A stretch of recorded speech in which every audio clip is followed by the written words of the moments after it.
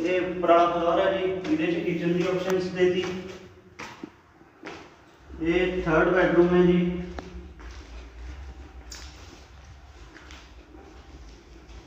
Kitchen washroom है जी नाल।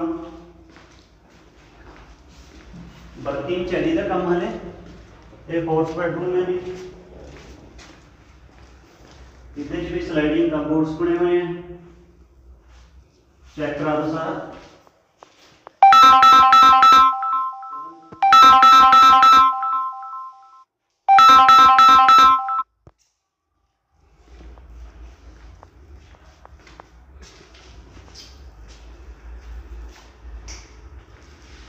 240 गज के विच है ये कोठी।